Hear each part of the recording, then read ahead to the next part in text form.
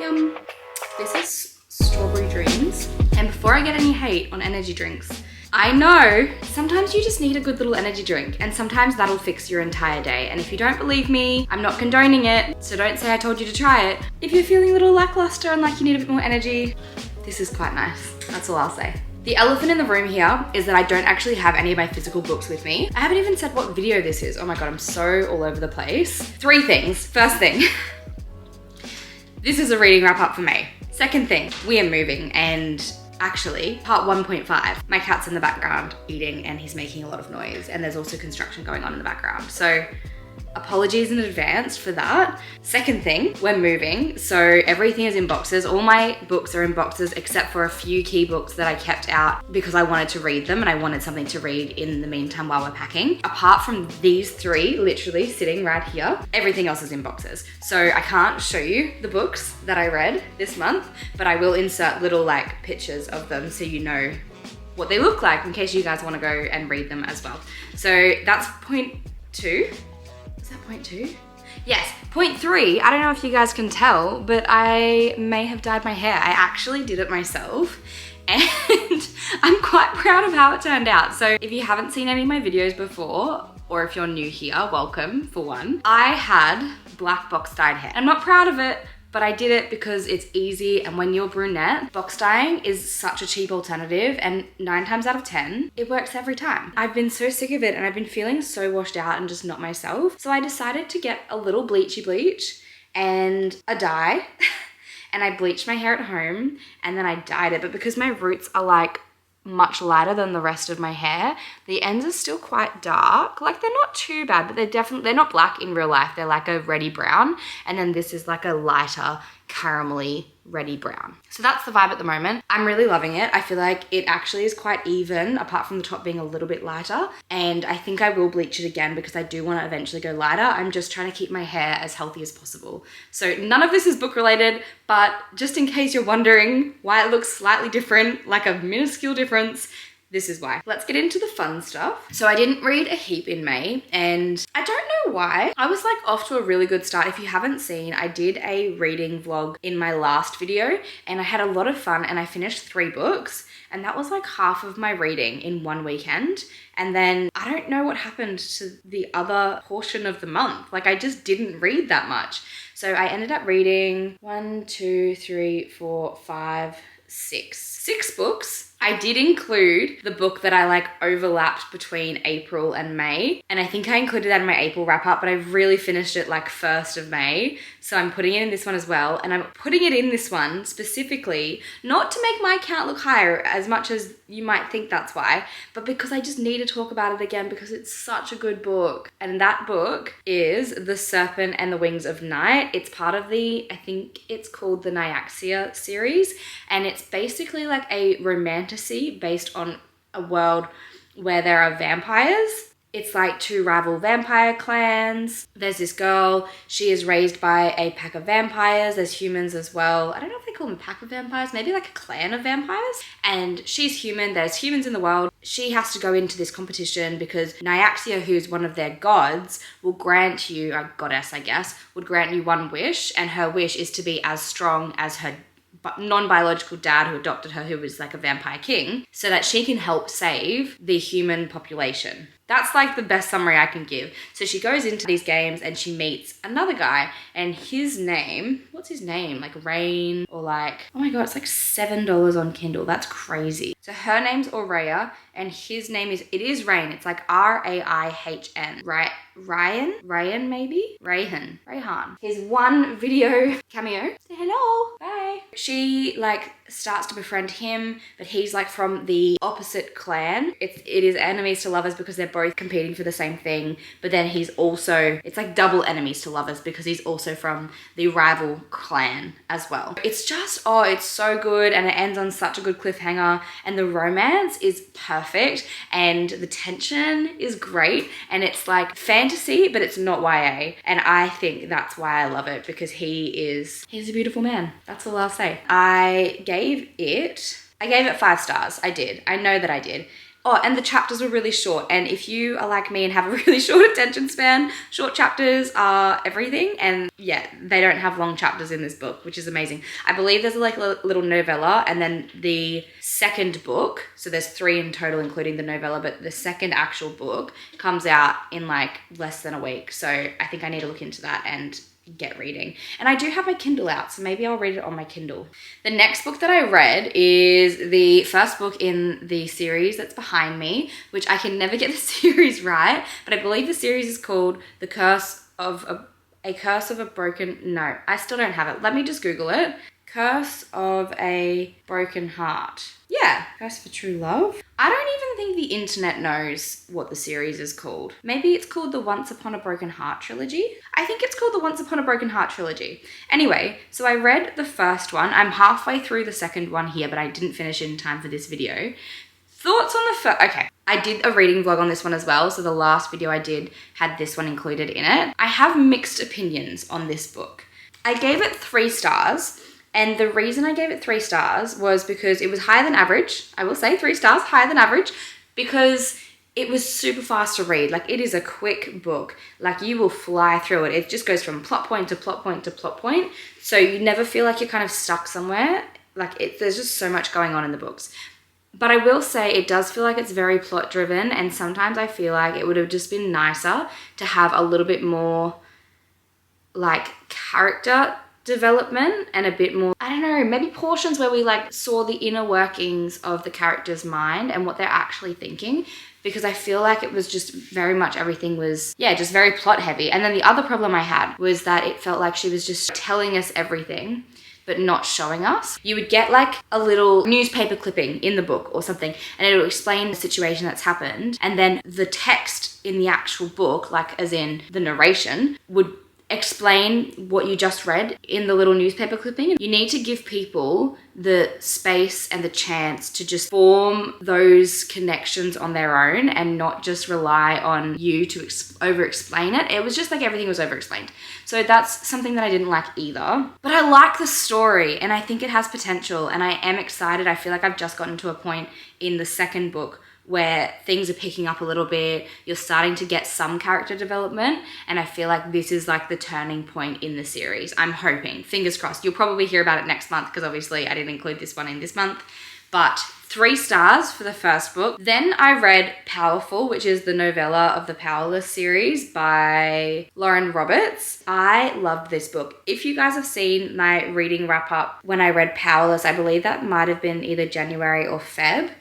I didn't love Powerless. I felt like it was quite young adult, and I know it is a young adult book, so like I don't know what I was expecting, but I think I expected it to be just like a little bit more, I don't know, it just felt a little bit immature for me, and maybe that is because I am 28 now. Some books I just need them to feel a little bit older, and they were quite like early 20s in the book, like 19, 20, and I found the same with Fourth Wing. Like I really love the concept, but I just felt I needed a little bit more maturity from the characters, and we just didn't get that. So that's why I didn't rate Powerless as high as like everyone else did. But Powerful, I loved. I feel like her writing has developed and her character development has even developed just within the space of those 2 books. It was written so beautifully, so poetic. It was just great. And Adina's character, I think I related to Adina's character, and it was really nice to get a main character who wasn't an assassin and a bad bitch, is really snarky and bosses everyone around, which I love, but I just feel like that's been overdone a little bit. It seems like every main female protagonist is that archetype.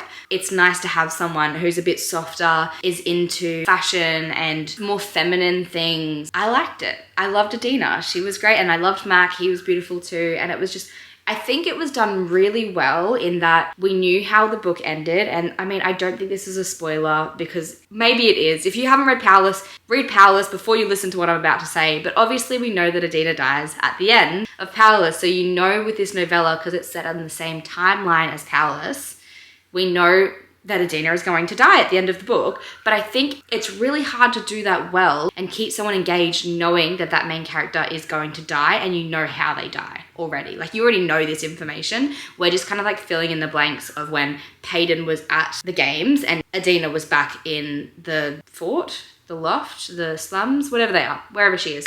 So that was done really, really well. So I actually gave that 4 stars. I thoroughly enjoyed it, and it actually made me really excited for, what's the next book called? Vengeance, Vengeful, Restless? Reckless.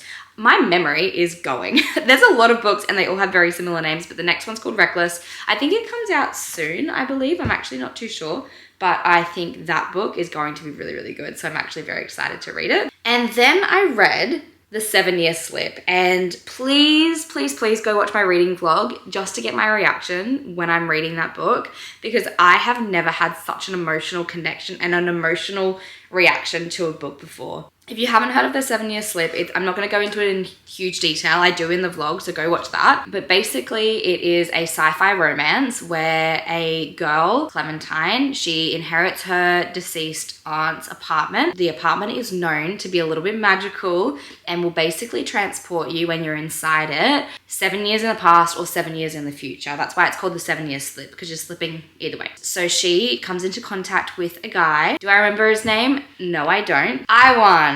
Ewan. The Ewan-Iwan situation. You'll get it if you watch the vlog. So basically, Clementine inherits this apartment. She goes inside. She feels really lonely. She's having a really shitty time at work.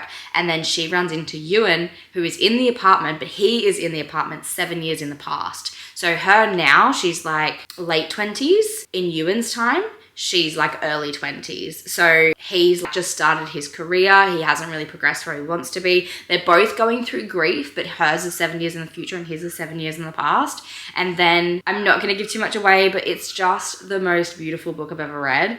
And it's less about romance and it's more about how to deal with grief and passage of time and life rather than love. Like, it's just, I can't put it into words. Like, it is a 6-star read. It can't be anything less than that. It's just perfect. And the imagery is just amazing. It's like perfection.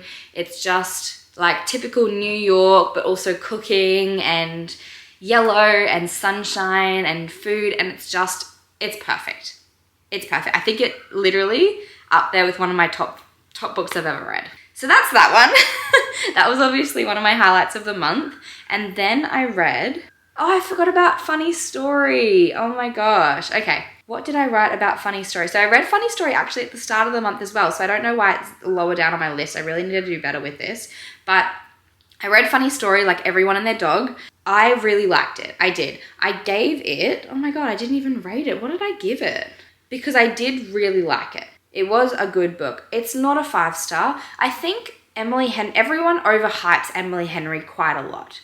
And she is really good. I will say that. Like, I love that her characters are more than just a love story. The character is going through something and it's the romance element that helps them to move through whatever personal struggle they're going through. And I think that she does that really, really well. I think there were just some questionable things in this book, but I did like the concept of it. So basically what happens in the book is, I'm going to explain this in the best way I can.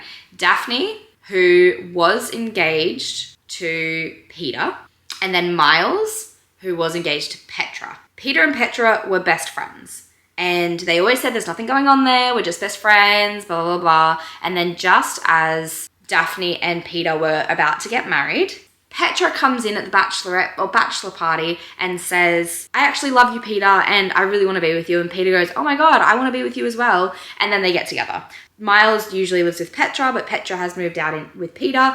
And then Daphne usually lives with Peter. So then Daphne and Miles end up sharing a house because he has a spare room, she needs somewhere to stay. It's like a forced proximity situation. And then from there, they develop as friends. And it's definitely like more friends to lovers. I think there's just a little bit more tension when it's enemies to lovers, and I think I enjoy that a little bit more, but it's really hard to do that in a romance book because like I think it's hard to find like a valid reason for someone to be like enemies, you know? So I don't know.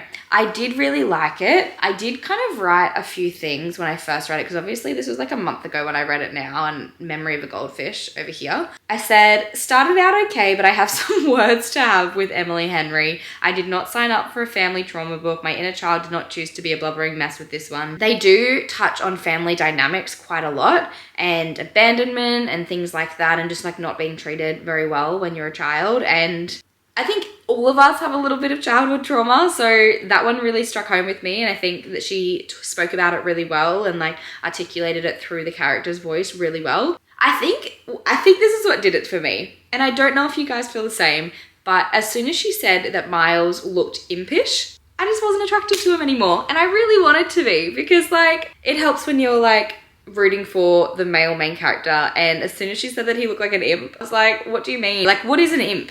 I think the guy from Game of Thrones. Okay, impish does not mean what I thought it meant. I thought impish is like, no. Impish actually means, it's actually a me problem, because I just need to do a little bit more vocabulary, obviously. So it means inclined to do slightly naughty things for fun, mischievous. He had an impish look about him.